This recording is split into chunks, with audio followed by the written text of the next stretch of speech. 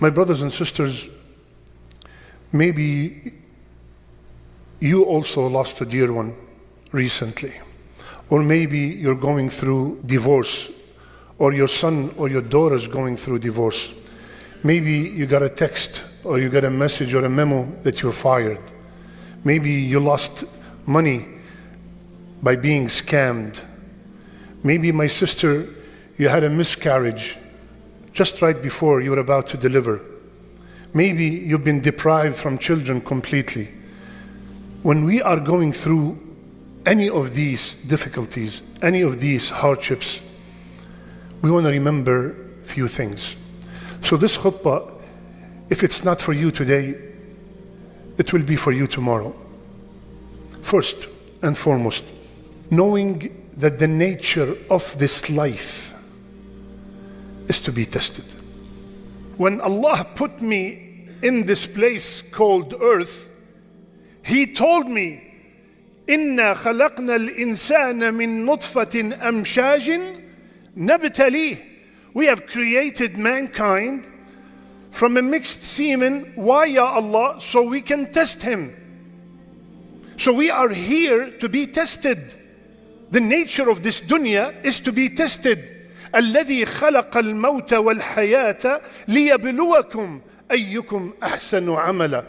The one who created death and life so He can test you. Who's the best in deeds? For example, I do not move to Alaska and I am shocked that it's cold. I know it's cold. Similarly, in this dunya, the tests and the trials are part of this life.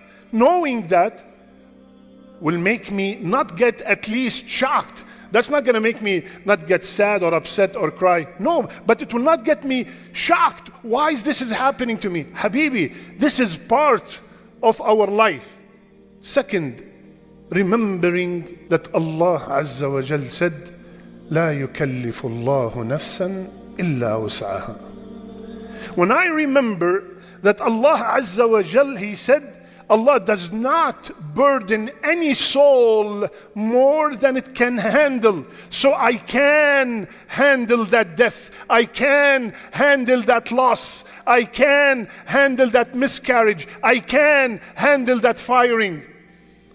Because Allah told me, and He is the haqq. وَمَنْ أَصْدَقُ مِنَ اللَّهِ قِيلًا. There's no one more truthful than Allah. He told me, Allah subhanahu wa ta'ala told me that He will never overburden me. Me personally, you.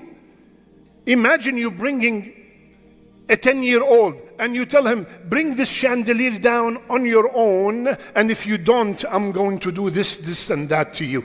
We as human beings, we do not do this to each other. How about the most merciful? Knowing that I can handle the situation will make it easy for me. And knowing that the one who's testing me, is Arham ar-Rahimin, the most merciful. The one who's testing me is Ahkam al-Hakimin, the all-wise Himself. The one who's testing me is Al-Wadud, Al-Latif, Alim al-Ghayb wal-Shahada. He's the only one who knows the unseen. If I tell you I know the unseen, and I'm testing you and I'm telling you this test, in 3 years, it's going to be the best thing ever happened to you. You will be so happy because I have proven to you that I know the ghaib. Wallahi, no one knows the ghaib except Allah. So I put my trust in Him that this test, even though it might look horrible to me, very sad to me, but because the one who's testing me loves me more than my own mother, so it has to be good. Remembering the reward of patience. When I'm going through this, I remember إن الله مع الصابرين والله يحب الصابرين إنما يوفى الصابرون أجرهم بغير حساب. Allah is with the patient ones. Allah loves The patient ones. The patient ones are rewarded a reward beyond their imagination, beyond limit. Who's saying that? The Azim himself, the Kareem himself. He said, if you are patient with this calamity, your reward is with me. Your reward is with me. And the patience must be with ihtisab, not just patience. Sometimes we are in a situation that there's nothing else except patience. No, that's not the patience we're talking about. We are talking about the patience that I am expecting from Allah a huge reward because of that patience. Sabr ma ihtisab. And we have to remember that the patience is when you are first hit with the calamity. When you are first informed about the calamity, not after 1 month of complaining about Allah. When you're first told you are fired, when you first told your house is on fire, what did you do then? Why me? Why this? I just donated. I just finished Ramadan. No, alhamdulillah, qaddar Allah wa ma sha'a fa'al. Inna lillah wa inna ilayhi raji'un. As-sabr inda as-sadmati al-ula. Patience, the real patience, is when you are first hit by a calamity. Remembering that these calamities are a sign of Allah's love.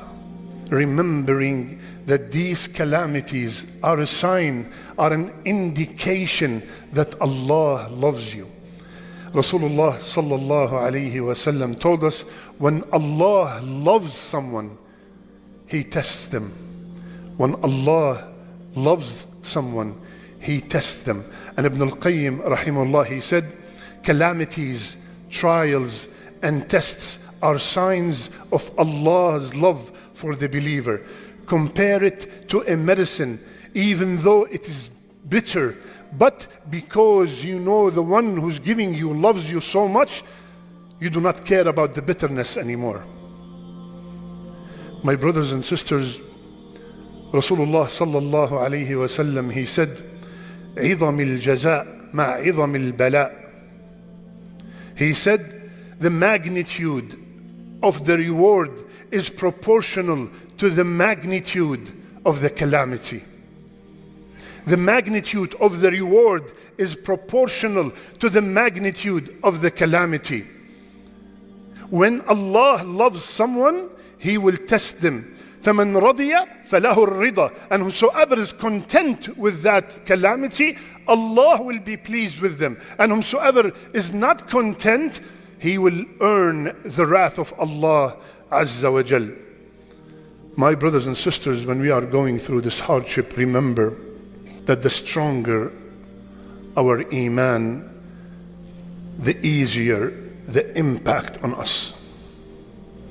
The stronger our iman, the less is the impact of that calamity in our life. Allah subhanahu wa ta'ala said, ما أصاب من مصيبة إلا بإذن الله ومن يؤمن بالله يهدي قلبه. Allahu Akbar. No calamity that befalls anyone except with the permission of Allah Azza wa Jal. And whomsoever believe in Allah Azza wa Jal, Allah will guide his heart. Allah will guide his heart to be rested and relaxed and believing in the qadr of Allah Azza wa Jal. Knowing as a believer that Rasulullah Sallallahu Alaihi Wasallam told me, nothing that comes to me will miss me, and nothing that has missed me will ever come to me. This is our aqeedah. We believe that whatever Allah decreed is coming, is going to happen. Sometimes we see a brother, he missed a deal. Like we said before, oh, subhanallah, if I bought a piece of land when I first moved to Dallas in 2012, it would have been now. Habibi, that piece of land is not for you. If it was for you, no one will stop it. And similarly, everything in our life. Rasulullah sallallahu alayhi wasallam, he said in the hadith that we all know, amazing the affair of the believer. And this is only for the believer. If he get afflicted by hardship, sabr, he's patient, and that is good for him. And if he's afflicted by a good ni'mah, by khair, shakar, and that is good for him. And that is only for the believer. All his affairs, all the believers' affairs are great. كلها خير.